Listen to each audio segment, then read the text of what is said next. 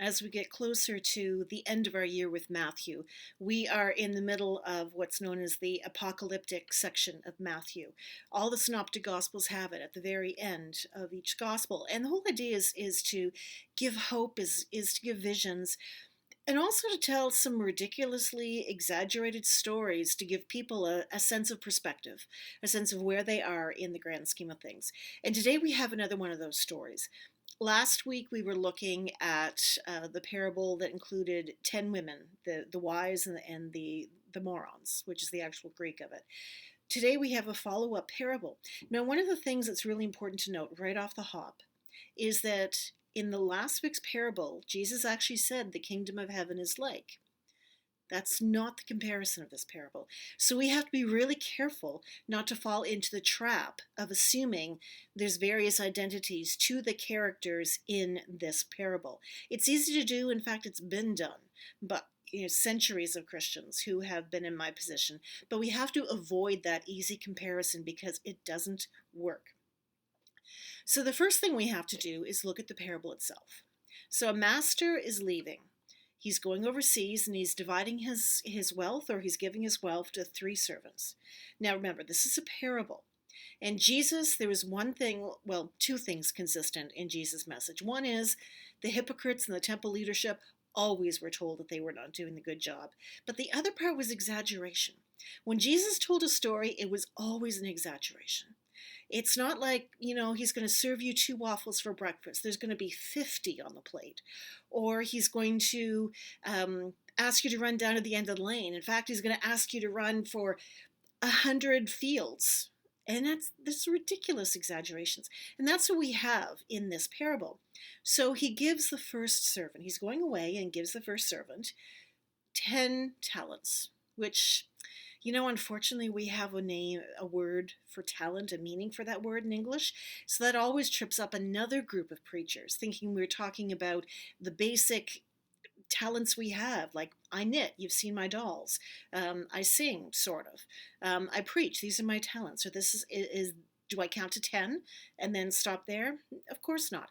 That is not what this is talking about. And we have to get away from using this parable to talk about stewardship, to talk about fundraising, to talk about the good in the capitalist model, because that's not in here either. So Jesus talks about this first servant gets 10 talents. So what is 10 talents? Well, in the day, it was roughly the equivalent of 20 years of wages. The people sitting around listening to this story would have been paid daily. They couldn't fathom 20 years in wages. And in today's dollar market, it roughly works out to between $15 and $20 million. Outrageous exaggeration. So right off the hop, no one listening to this would have assumed this is Jesus talking about an experience that he had. This is huge exaggeration of a situation that anybody who's struggling would love to be in for maybe all of 5 minutes. Given millions of dollars, or the equivalent of millions of dollars, 20 years of wages, they'd never have to work again. And they're given this. And so the scripture talks about how the first one is given this huge amount of money and they go out and they double it. And then the second one is given half that amount, which is still like $10 to $12 million, 8 to 12, somewhere in there. And they go out and they double that. And then the last servant doesn't do anything except dig a hole and put it away. Now, he's given 1 talent. That is still over $1 million for us. So that's not something easy to deal with. And he just hides in the ground, which was very typical of the day.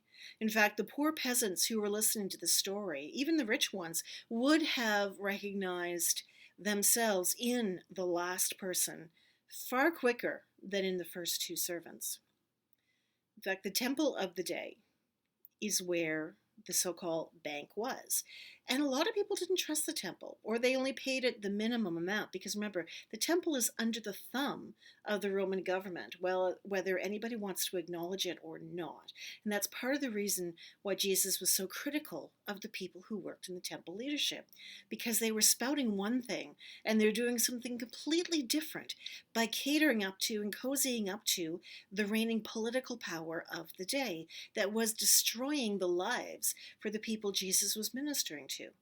Anybody who did even the least bit of social analysis put that together. So who were they? They might trust the temple with their spiritual life, but not with their money. So they hid it. In fact, it's been well known in archaeology that when people hide money and they died or they forgot where it was, hundreds and thousands of years later, these caches were found with all of these coins that date back to various times in history. It's a great snapshot for what is going on, but this is someone's life savings potentially buried in the ground and either left behind or forgotten altogether. So it was a common practice. So Jesus has the master returning and praising, lauding the first two servants who doubled the money that they were given. Again, astronomical, ridiculous, exaggerated amounts of money. The person who was given 15 to 20,000 turned that into 30 to 4 or million rather, turned that into 30 or 40 million.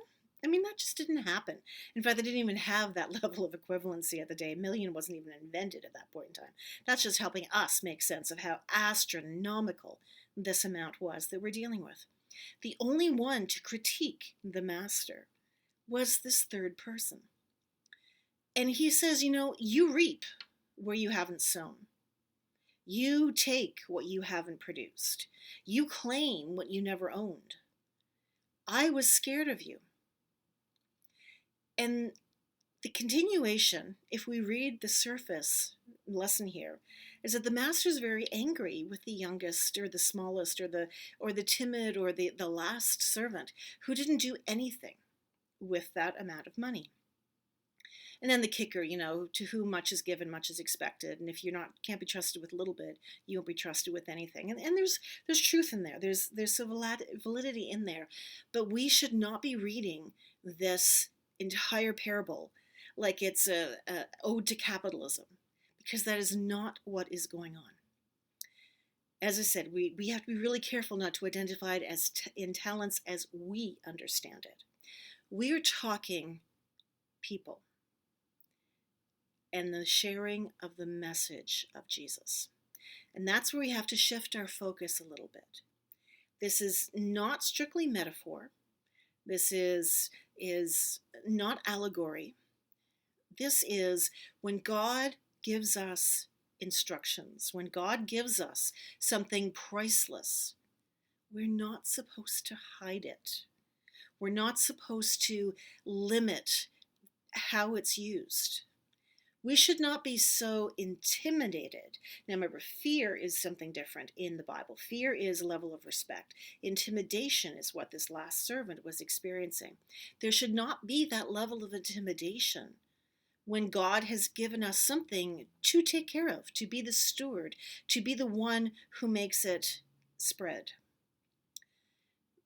Another metaphor we can use, quite frankly, is manure, which, farming country people would understand. You don't keep that in one place and let all the goodness of that rot away.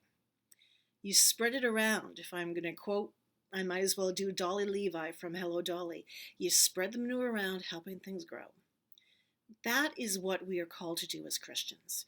We've been given this astronomical, beyond comprehension responsibility of taking care of this gift from God.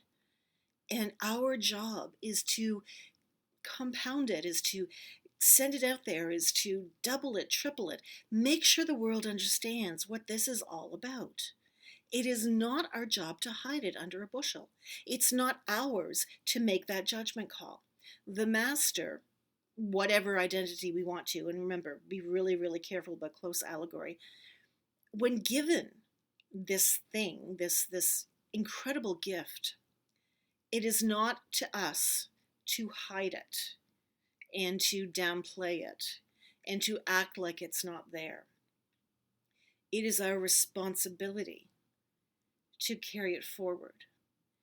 These servants were not prided and lauded because of the money. They were lauded because they took action to expand what they had been given to take care of.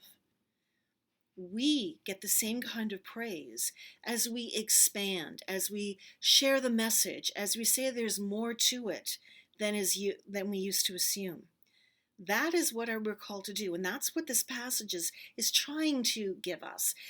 It's a shame that it just runs headfirst into so many assumptions and metaphors of modern society that a lot of people just read a surface level and keep moving on and think Jesus isn't really a nice person in this. But that wasn't the point. It wasn't about finding a quick answer. It was about taking a really serious look at our role in things. If the master, if the leader, if Jesus, if whomever is not going to be around, it's not for us to wait and sit on our thumbs and do nothing until they return. It is for us to take what is entrusted to us and continue that. This part in Matthew is where the church is expected to grow itself, to share the message, to not be stuck, to not be wedded to a calendar for when the second coming is going to be. It is to take everything that we have been given and share it and make more, create more, touch more. Be the ones who spread this. Be the ones who share what we've been given. And it doesn't matter if we've been given a lot or a little. It's our responsibility to make sure what we have gets out there and spread around. That is how we bring the new community of God together. That is how we fulfill our job. And again, we've gone over this a number of times. Jesus gave us the template. Feed people, love people, clothe people, house people, mend people, heal people. It's all there. Share with people, talk with people, love with people, cry with people, encourage people. That's what we're supposed to be doing. That is us spreading the wealth, the manure, the whatever metaphor you want, that helps other things grow and to become what they're supposed to be in God's world. We are that person who makes that happen. We cannot depend on Jesus to do it all. The relationship requires that we do our part, and hiding it is not going to get anyone anything. And it's certainly not going to get recognition of a job well done.